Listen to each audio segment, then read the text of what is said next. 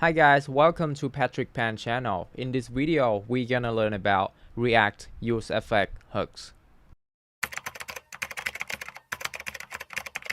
So in the previous video, I'm teaching you about the use state hook, and in this video, we're gonna talk about what is the use effect hook. Alright, let's get started.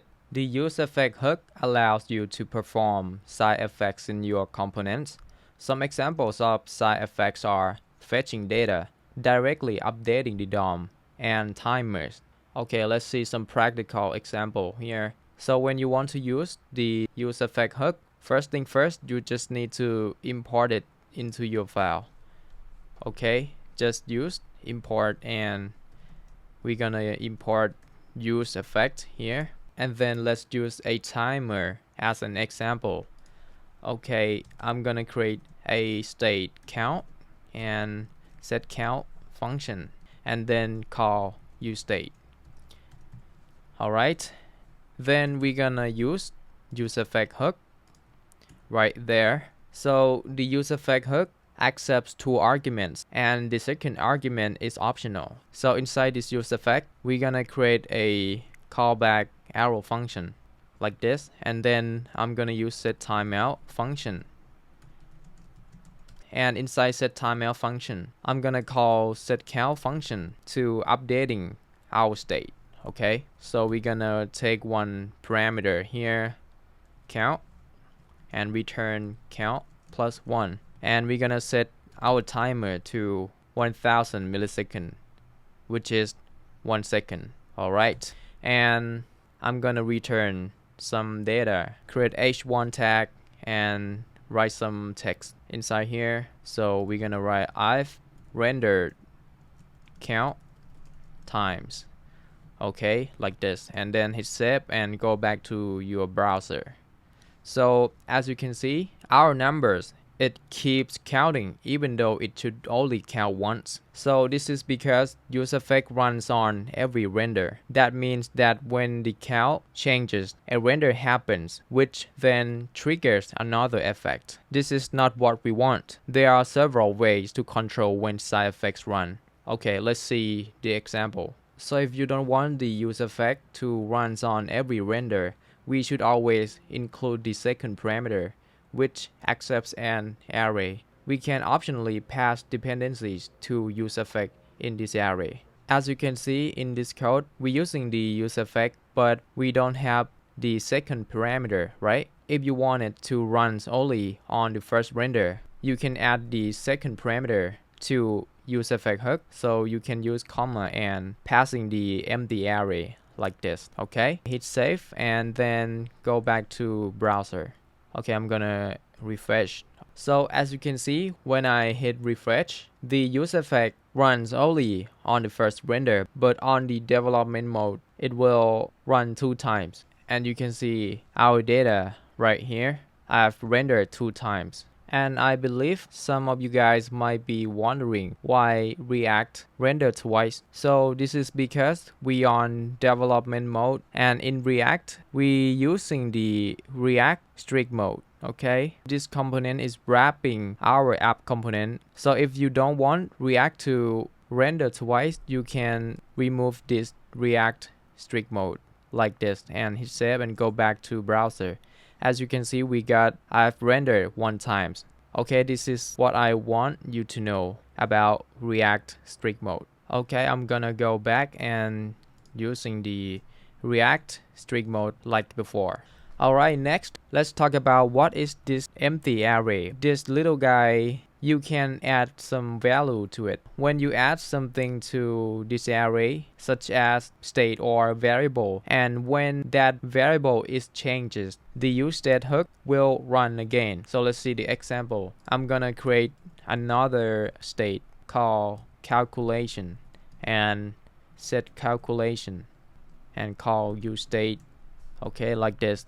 And inside this useEffect hook, I'm gonna call set calculation function inside this. We're gonna return and take the count state and multiply by 2. And inside this array, we can pass some variable. So in this case, I'm gonna passing the count state like this. Okay. And then inside this div, I'm gonna remove this code and let's create a p tag and write some text like count. Okay, and then I'm gonna create button. So this button we're gonna attach some on click event. Okay, and then we're gonna return set count when we click on this button. We're gonna set our count state. Okay, C plus 1. So this C is our count state. Okay, this is plus button. We're gonna type plus in here and then create p tag. So inside this p tag, we're gonna display our calculation state. Okay, calculation like this. Alright, hit save and go back to browser. Alright, as you can see, we got count, we got plus button and calculation. Okay, let's see the result when we hit our plus button. 1, 2, 3. Alright, as you can see, so our count state we got 3 and our calculation state we got 6, because if you go back to our code inside our use state, whenever our count state is changed, it will call the set calculation function and return count multiplied by 2. So this is how it works when you want to have some variable inside this dependency array. So you can pass whatever you want, and anytime any dependency value changes, it will trigger our useEffect to run again. Okay, makes sense? So the last example is how to use effect cleanup. So what is the effect cleanup? Put simply, when we use useEffect hook, we require to clean up some effects, because some effects require cleanup to reduce memory leaks, such as timeouts, subscriptions, event listeners, and other effects that are no longer needed should be disposed. So we do this by including a return function at the end of the useEffect hook. Okay, let's see the example. I'm gonna get rid of this code and in here, okay, and get rid of this. So inside this useEffect hook, I'm gonna create a variable called timer, and we're gonna call set timeout and return.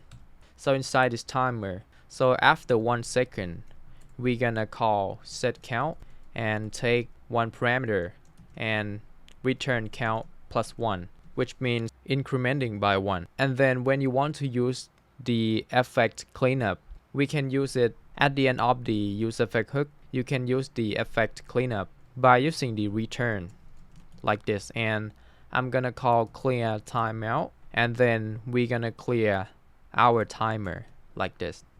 Okay, and then inside this return, I'm gonna create h1 tag and write some text here. I've rendered count times. Okay, so that's it about the effect cleanup. Just hit save and then go back to browser.